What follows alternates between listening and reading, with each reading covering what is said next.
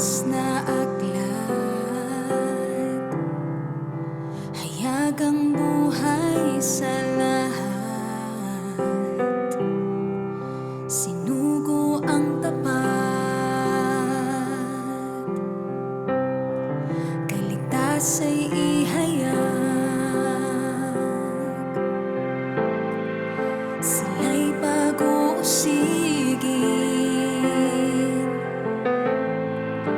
pagsubok daranasin. Kay Kristo sila'y nabubuhay, ang mamatay ay pakinabang. Oras ng katotohanan, dala ng puno ng sambahayan, di mapasusubalian kanyang pagkahirang.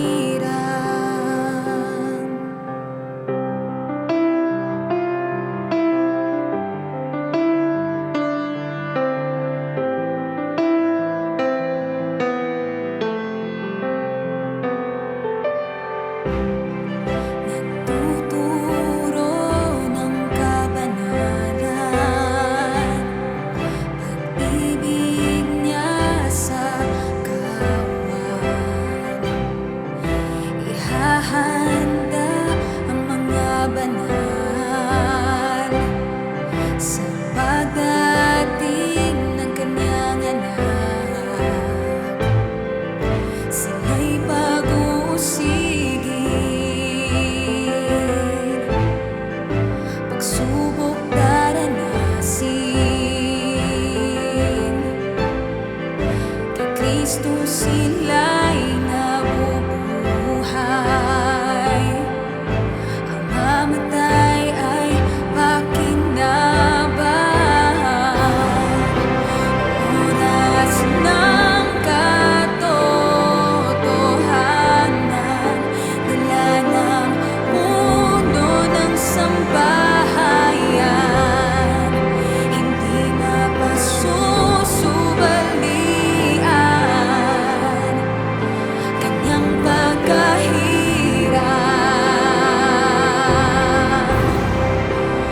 Oras ng katotohanan, dala ng puno ng sambahayan, hindi mapasusubalian kanyang pagkahirang.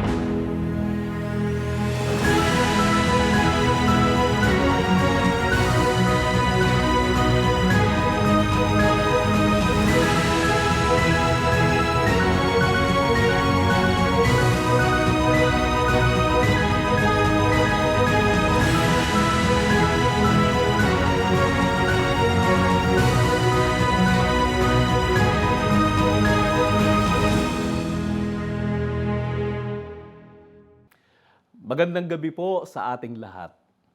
Kumusta po kayo? Tayo ngayon ay nasa huling linggo na sa buwan ng mga puso. Ngunit hindi ito nangangahulugan na ang ating pagdiriwang ng pag-ibig ay magwawakas, sapagkat araw-araw ay pag-ibig sa Diyos. Dahilan sa kanyang pag-ibig, tayo ay naririto. Tayo ay may buhay. At araw-araw ay ipinapakita ng Diyos ang kanyang dakilang pag-ibig sa atin. At dahil sa kanyang pag-ibig, tayo ay nagkaroon ng tunay na kahulugan ng buhay at tamang direksyon. One of the most beautiful gifts that is given to us by God is the assurance of faith. Not just faith that hopes, but faith with confidence, certainty, and peace. And that is being reminded by His sent ones. Sabi nga sa Hebrews 11:1, now faith is confidence in what we hope for and assurance about what we do not see. Kahit hindi pa natin nakikita ang sagot, kahit hindi ba klaro ang bukas, may katiyakan tayo dahil our faith is anchored in God. And God never fails. Minsan may pag-aalinlangan, minsan may takot, minsan parang tahimik ang Diyos. Pero ang katiyakan natin ay hindi nakabase sa ating nararamdaman, kundi sa Kanyang mga pangako.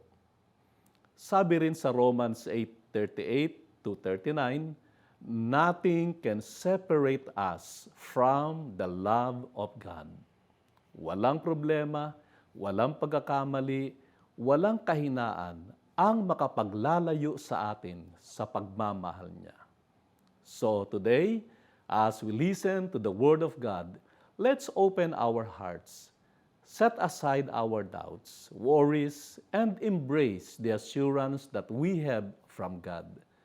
Atin ngayong muling pakinggan ang mensahe ng guro ng Oras ng Katotohanan, ang ating late Apostle Arsenio T. Ferriol, dito sa Oras ng Katotohanan Classics. Puyin ng Diyos sa pamagitan ng ating Panginoong Jesucristo. Sa pagkakataong ito, ay ating papaksain ang mga mali na paniwala tungkol sa pagdating ni Kristo. O sabihin natin ang ilang mali sapagkat hindi natin mauubos. At sapagkat ating pag-aaralan sa banal na kasulatan ang mali, hindi rin tayo magwawakas doon. Magwawakas tayo sa tama o makatotohanang pananampalataya tungkol sa muling pagdating ng ating Panginoong Jesucristo. Babasahin muna natin ngayon ang nasa mga gawa, pangkat 1 at ang talata ay 11. Na nangagsabi naman, kayong mga lalaking taga Galilea, bakit kayo nakatayong tumitingin sa langit? Itong si Jesus na tinanggap sa langit mula sa inyo ay pariritong gaya naman ng inyong nakikita pagparoon niya sa langit. Ang muling pagdating pala ng ating Panginoong Jesucristo ay gaya ng kanyang pag-akyat doon sa langit. Sa makatwid, ang ating magiging conclusion, the second coming of Christ will be a physical and visible coming. Ang kanya po muling pagbalik ay isang physical at nakikitang gaya ng siya ay umakyat sa langit. Sapagkat ang sabi, bakit kayo nakatingin? Itong inyo nakikita na umakyat sa langit ay muling babalik. Gaya rin, gaya. Babasahin pa natin ang salita ng banal na kasulatan sa unang Tesalonica, pangkat 1 at ang pangkat ay 4 at talatang 16 at 17. Sapagkat ang Panginoon din ang bababang mula sa langit, na may isang sigaw, may tinig ng arkanghel, at may mga pakakak ng Diyos, at ang nangamatay kay Kristo ay unang mga bubuhay na maguli. Kung magkagayon tayong nangabubuhay na nangatitira, ay aagawin kasama nila sa alapaap, upang salubungin ng Panginoon sa hangin, at sa ganito'y sa Panginoon tayo magpakailanman. Kaya't mag-aliwan tayo sa isa't isa ng mga salitang ito. Narito mga kapatid, ang isa pang pagpapahayag ng ating Panginoong Jesucristo na muling darating ay makikita natin. At ang sabi, hindi lamang natin makikita, kundi kukunin tayo at magiging kasama ng Panginoon magpakailanman. We will not only see our Lord and Savior, but we will be with Him. Purihin ang Panginoon. Isa pang pagpapatunay ay ating mababasa sa Apokalipsis, pangkat 1 talata 7. Narito siya'y pumaparitong nasa mga lapap at makikita siya ng bawat mata at nang nagsiulot sa kanya, at lahat ng mga angkan sa lupa ay magsisitagoy dahil sa kanya, gayon din naman siya nawa. Purihin ang Panginoon. Makikita siya. Kaya mali yung palagay na pag siya ay dumating ay hindi siya makikita. Katunayan, may mga nagkamali na noong mga nakaraang 18 to 19th century. Halimbawa, ang mga Millerites na hindi na natin babasahin sa mga referensya.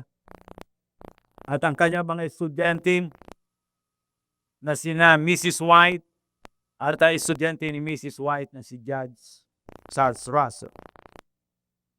Noong mga panahon yun ay meron silang palagay na ang Panginoong Jesus ay darating na at nagbigay sila ng pizza.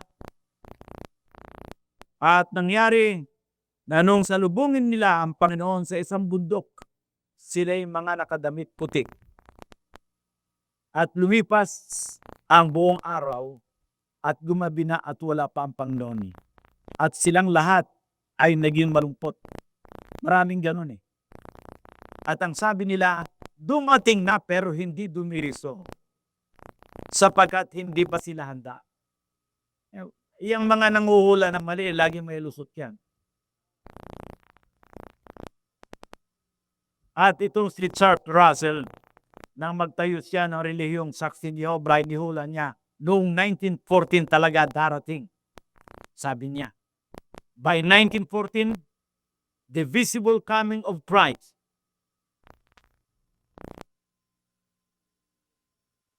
is very sure.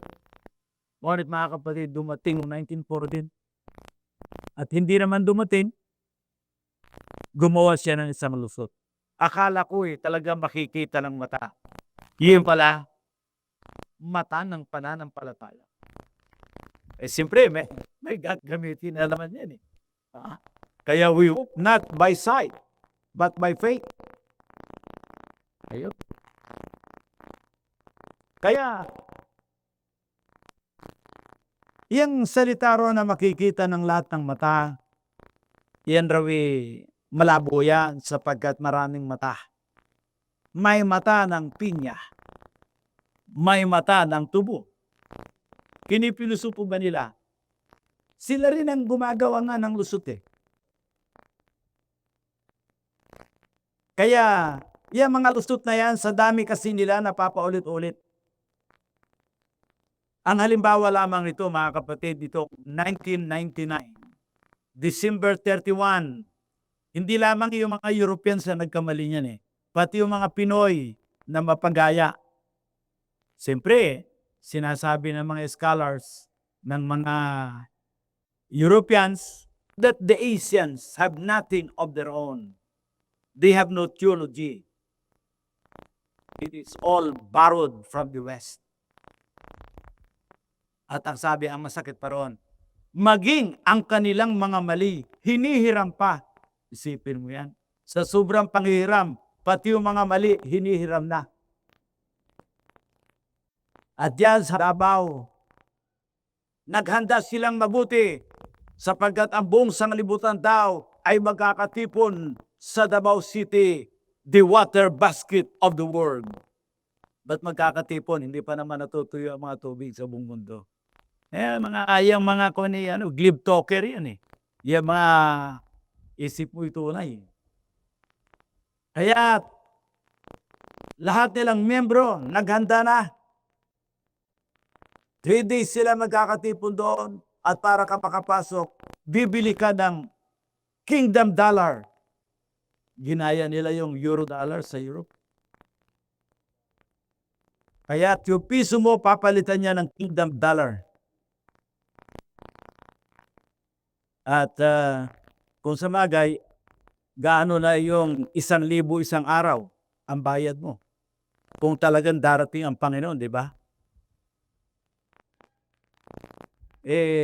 Baliwala. Kung talagang darating ang Panginoon, kahit ba yung kabuhayan mong lahat maubos masalubong mo lang ang Panginoon. Ngunit, nang dumating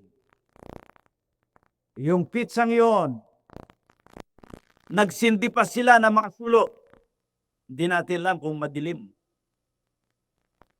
At nag-awitan sila, magdamag. Ngunit hindi dumating ang Panginoon at ang sabi naman nila gaya nung kay Mrs. White, sa 1 taon sabi ng Panginoon, hindi pa kayo handa. Mga kapatid, 2 taon na nakakaraan yan, namamayagpag pa.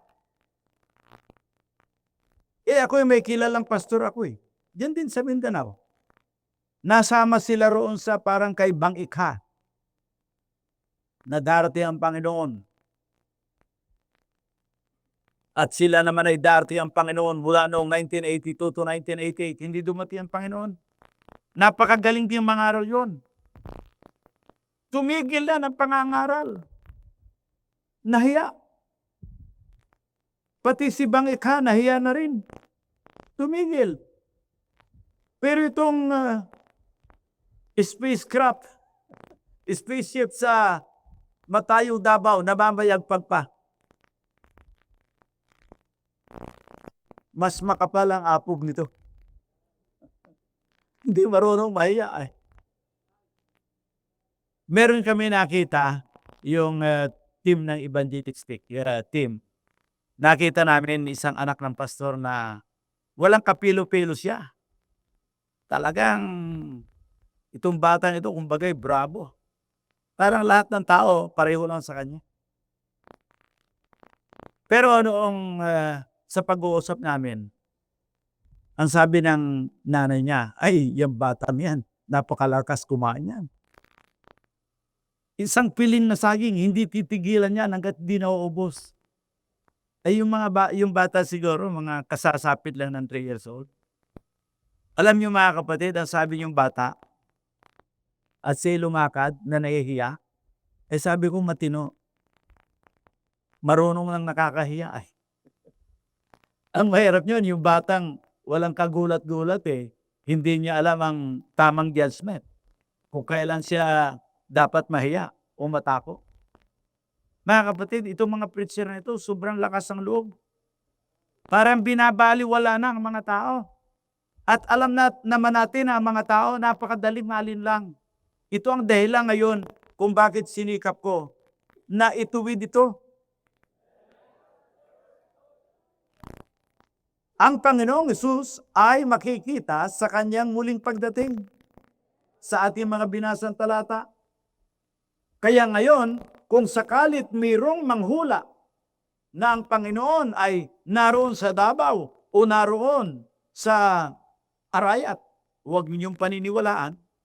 Bakit? Sapagkat ganito ang sinasabi ng banal na kasulatan sa Lucas 17 at ang talatay 23 at 24.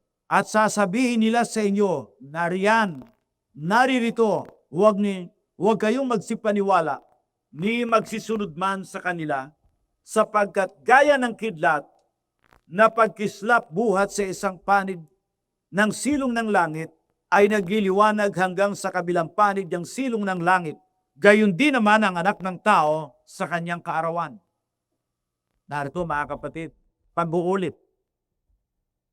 Kung mayroong magsabing naroon o nariyan, huwag kayong magsisunod sa kanila. Bakit? Sapagkat pagdating niya, magiging puno ng kaluwalhatian ang sanglibutan na anupat siya'y makikita noong mga taong nabubuhay sa kanyang pagdating. Bagamat bago siya dumating, napakaraming mamamatay. Yan ang sinasabi ng banal na kasulatan nung binubuksan pa lamang yung unang tatak sa pangatlong tatak, napakarami nang namatay. Kaya yung mga natitira sa araw na ito ng kagalitan ng kordero ay makikita nila ang Panginoon. Purihin ang Diyos. Glory to God. Ano pa ang maling palagay ng mga tao? Ang sabi nila, si Kristo Jesus ay darating na gaya ng magnanakaw. Yan din ang aming paniwala noon. Nung kami ay nabibilang sa protestante. Lalo na sa kamalian din ng protestante, siyempre dalang lahat yan. Ang aming paniwala ay parang totoo sapagkat nababasa yun sa Biblia, pero hindi ganap, hindi kumpletong salita ng hula. At ito'y ating mababasa sa 24 at ang talata ay 36. Tungkol sa araw at oras na yaon, walang makakaalam kahit ang mga anghel sa langit, kahit ang anak, kundi ang ama lamang. Kaya walang nakakaalam sa pagdating ng Panginoon. Ang araw, ang oras, hindi malalaman. Kaya ang konklusyon, siya'y darating na gaya ng magnanakaw. At mabasahin na naman ang Biblia, ngunit sabi ko nga sa inyo, hindi ko mo talata ay aral na. Pag yung talatang yon ay patatayuin mong mag-isa, mamamali ang Biblia. Because the Bible is not only composed of verses and some verse, mga kapatid, kundi ang kabuuan ng kanyang mensahe.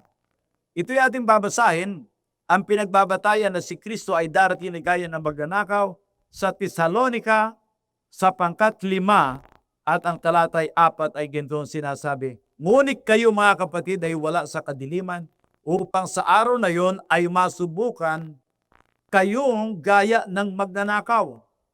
Kaya ang Panginoong Jesus raw ay darating na gaya ng magnanakaw. Bakit hindi malalaman, oras at araw walang makakalam. Ngunit, ang pagdating ni Kristo na gaya ng magnanakaw ay sa mga uri lamang ng tao. There will be a kind of group in whom the Lord will come as a thief. At yan ay ating mababasa sa verse 6. Huwag nga tayong mga tulog gaya ng iba, kundi tayo'y mga puyat at mga pigil. Narito mga kapatid, yun palang darat na ni Kristo na gaya ng magnanakaw ay yung grupo na mga tulog. Darating ang Panginoon sa grupong yon. Ano ang ibig sabihin ng tulog? Walang alam sa mga tiyak na salita ng hula o espiritu ng hula. Babasahin natin ang unang mga alagad ni Kristo ay may sinusundang espiritu ng hula. At ito'y ating mababasa sa 2 Pedro, pangkat 1 at ang talata 11. Kami ay mayroong lalong panatag na salita ng hula. Mabuti ang inyong ginagawa ko, ito inyong sundan na gaya ng isang ilawang lumiliwanag sa dakong madilim hanggang sa pagbubukang liwayway at ang tala sa umaga'y sumilang sa inyong mga puso. Narito mga kapatid, yung nangagising naman ay mayroong sinusundan na espiritu ng hula. Ano ang isa sa mga espiritu ng hulang ito? Na si Kristo Jesus ay darating na hindi gaya ng magnanakaw sa kanyang mga alagad. Bakit? Sapagkat sila ay mayroong sinusundang espiritu ng hula. Ito mismo ating binasa sa Mateo 24 at ang talata ay 36. Ito rin mismo ang pinagbabatayan hanggang sa talatang 43 na ang Panginoong Hesus ay darating na hindi gaya ng hindi alam ang araw at oras. Ang sabi, ang mga tao sa araw ni Noe ay gaya ng mga napahamak. They were carried away by the flood. Why? Because they are not prepared in the coming day of the flood. Kaya sila'y napahamak. Ngunit mga kapatid, sino naman yung hindi mapapahamak o sino yung mga darat ng hindi magnanakaw? Babasahin natin ito sa talatang 43. Dadapwat ito'y talastasin ninyo na kung nalalaman ang puno ng sambayan kung anong panahon darating ang magnanakaw, siya'y magpupuyat at hindi niya pababayaang tibagin ang kanyang mga anak. Ano raw ang sabi mga kapatid? Doon sa mga hindi madadala ng baha, doon sa mga makakatakas, sa kawakasan ito ng huling araw, pagdating ng Panginoon. Because the second coming of Christ will be the ushering of His kingdom and the end of the world system. Yan ang sabi mga kapatid sa pangkatil ito ng Mateo 24, talatang 3. Ano ang magiging tanda na iyong pagparito at ang katapusan ng sanlibutan? In the second coming of Christ, the world system will end. The ungodly government, the false religion, and its culture will end. Ngunit mga kapatid, si Kristo ay magpapasimulang maghari. So the second coming of Christ is our greatest. Kung tawagin ay buhay na pag-asa.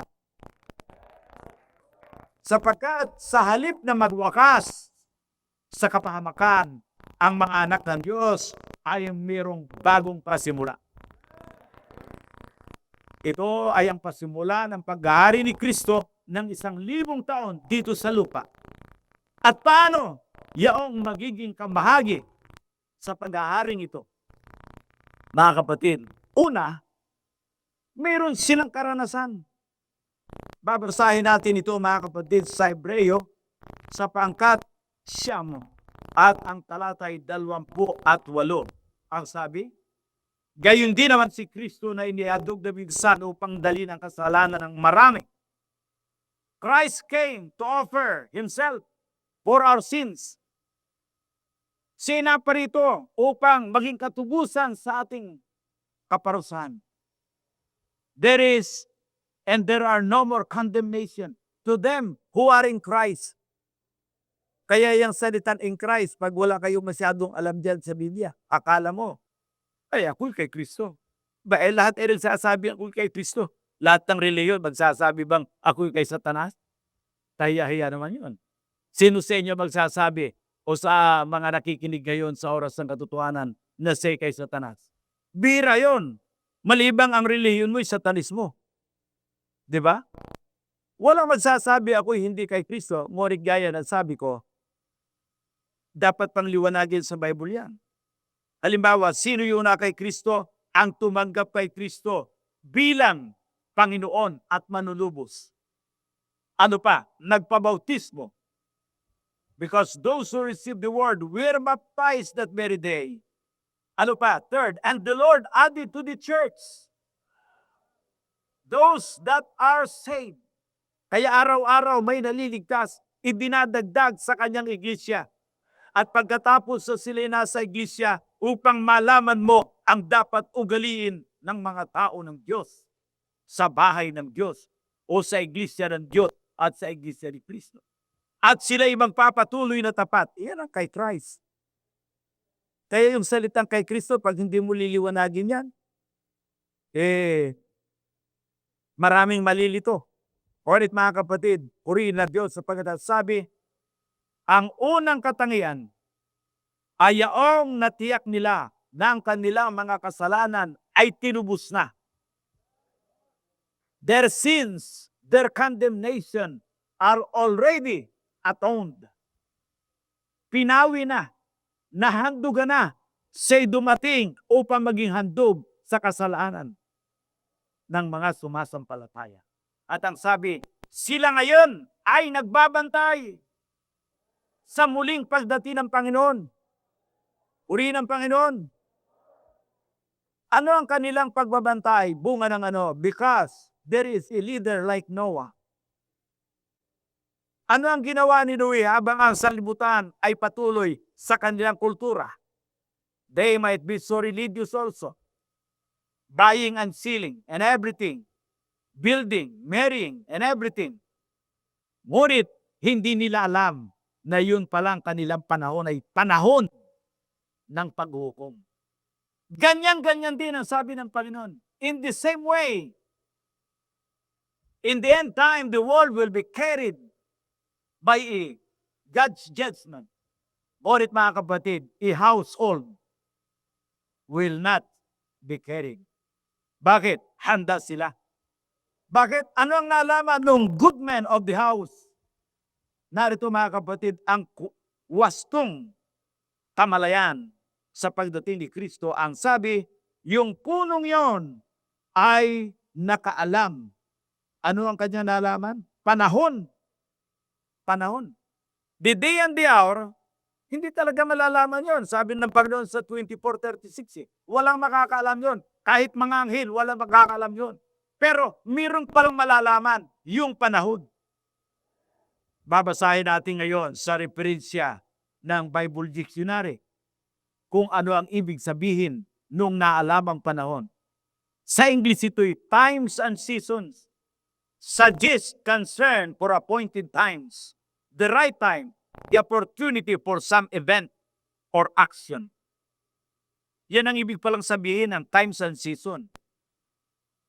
Ang sabi mga kapatid, ang ginamit na salita nito ay hindi yung 24 hours in one day or 12 months in 1 year, kundi mga kapatid, ang ginamit ay mga pangyayaring pinapangyari ng Diyos upang matupad ang kanyang banal na layunin. Yan ang sabi. Kaya times appointed by God, the opportunities given by Him, so that man will come to Him and seek salvation.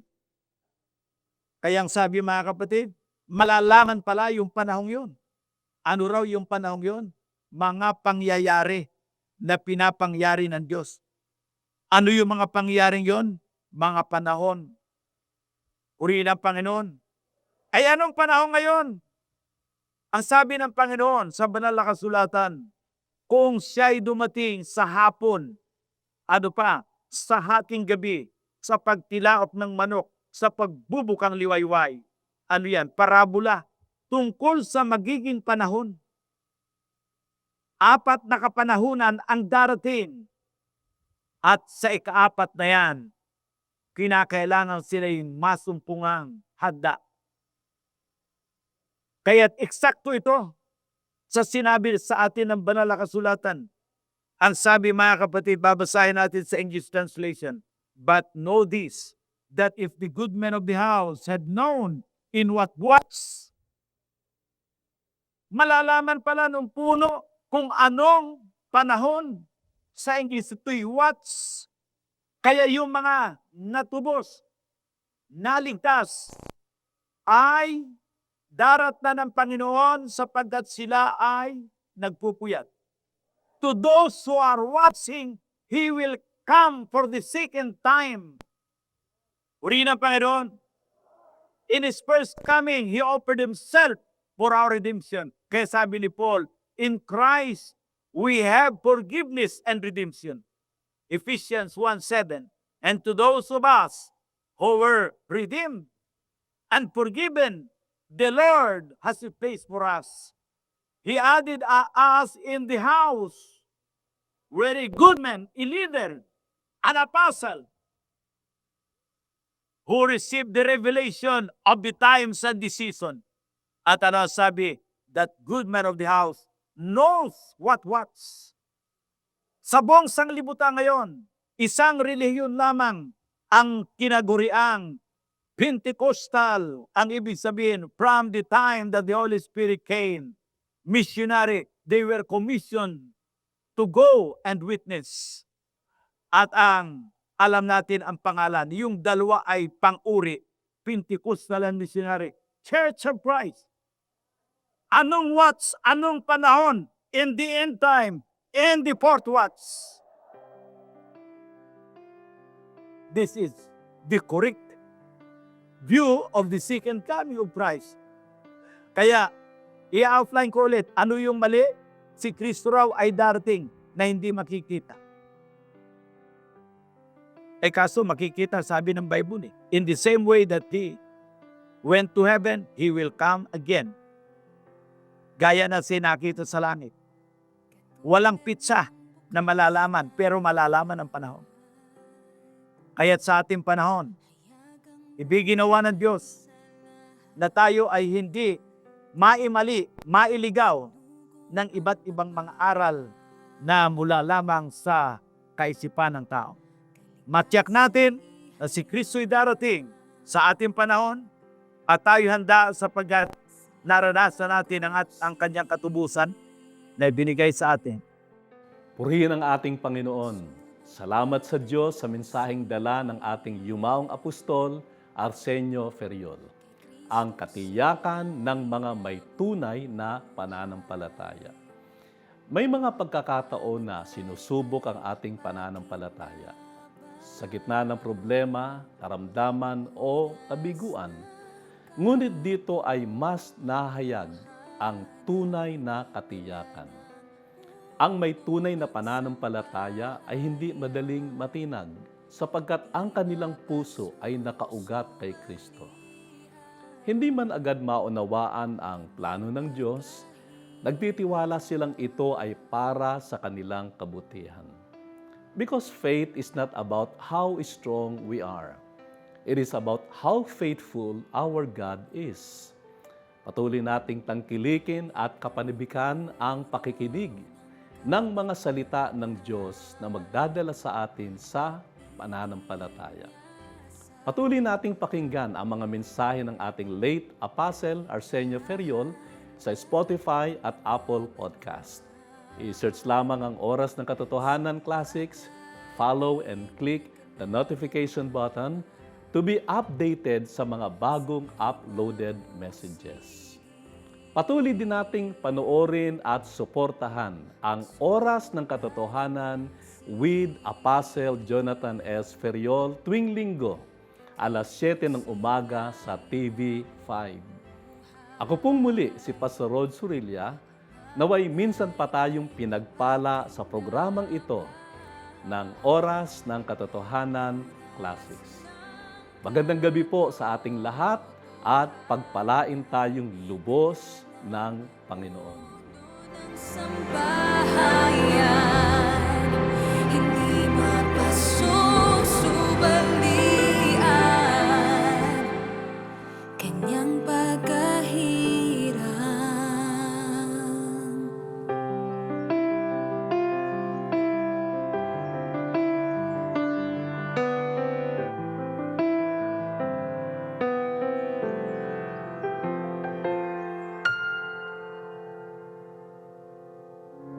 Join us as we continue to spread the message of truth through Fourth Watch Media.